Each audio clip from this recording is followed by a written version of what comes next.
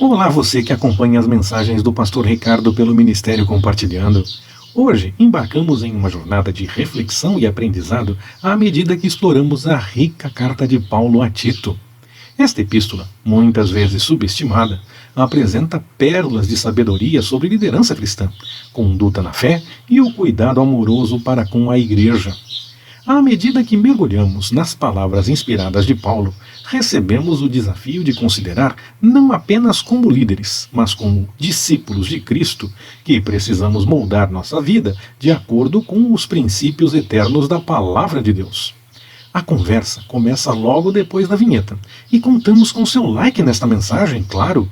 Vamos desvendar os tesouros contidos nesta carta e permitir que eles iluminem nossos corações e mentes.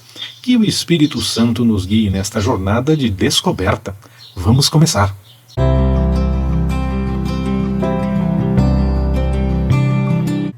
Olá, Pastor Ricardo na área. Graça, paz e alegria.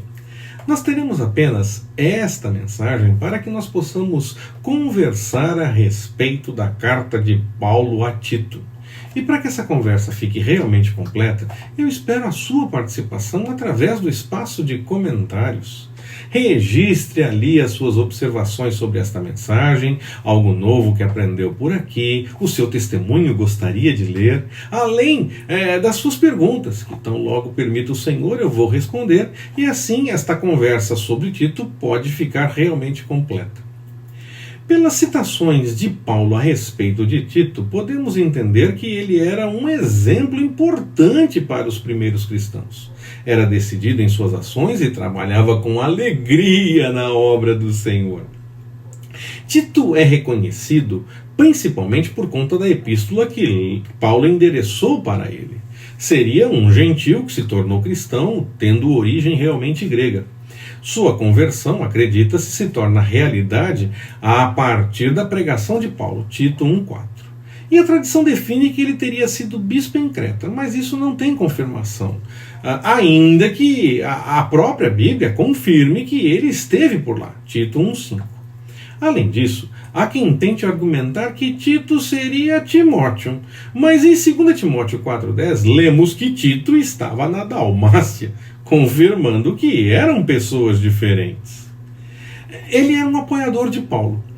Havia muita confiança entre eles e Paulo tinha dado uma tarefa para Tito: estabelecer pessoas em algumas igrejas para orientar adequadamente o povo. Muitos pregadores itinerantes eram recebidos nas comunidades e nem todos falavam todas as coisas de acordo com o ensinamento do Evangelho. Ou misturavam com coisas do judaísmo ou com coisas do paganismo, quem sabe até com os dois. E no fim surgia algo novo, uma nova heresia, mas que podia ter algum fundamento, porque o ponto de partida era uma mistura com algum ensinamento correto.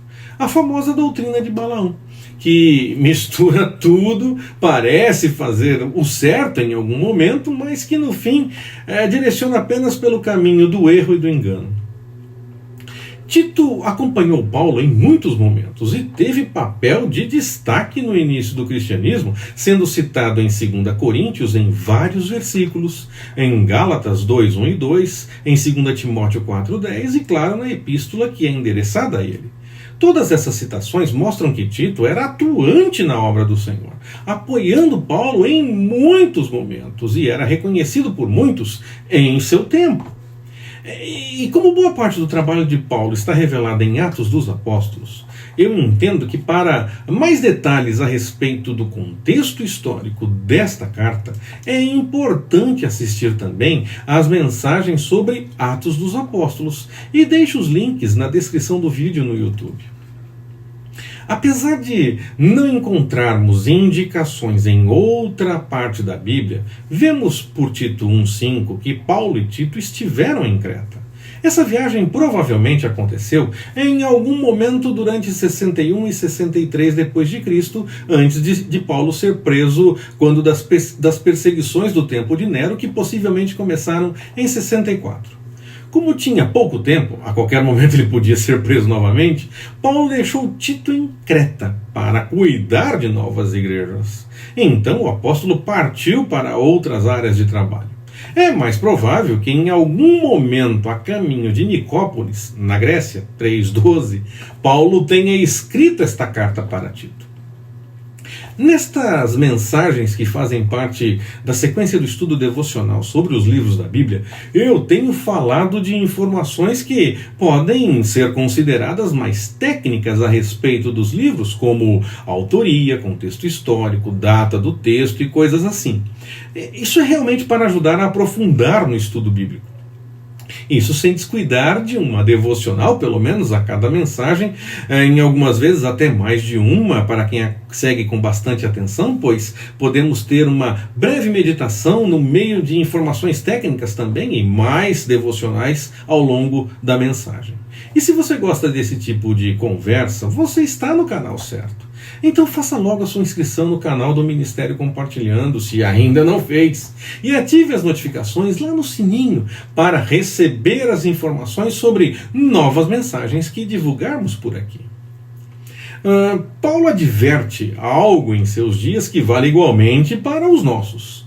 Precisamos tomar cuidado com os que parecem sérios na pregação, mas na verdade não são, ou até são sérios, como eram muitos da circuncisão citados no texto, mas estão errados em sua forma de ver as coisas. Logo, não são sérios com o Senhor, ainda que tenham aparência de tal seriedade. Os frutos devem ser observados, porque as cartas no Novo Testamento recomendam esse cuidado. E aí, como vamos fazer isso sem julgamento? Com seriedade, confrontando com a palavra e não com a nossa vontade, vendo os frutos e com sinceridade, sem motivações pessoais ou mesquinhas. É um verdadeiro desafio, é verdade, mas com a direção do Espírito Santo nós conseguimos.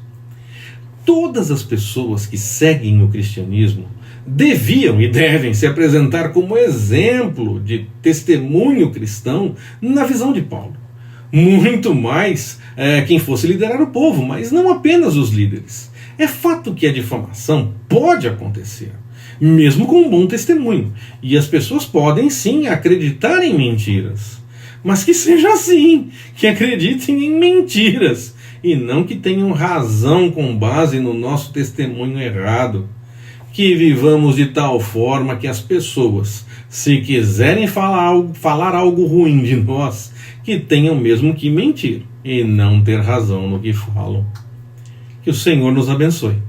Forte abraço, até mais, permitindo o Senhor.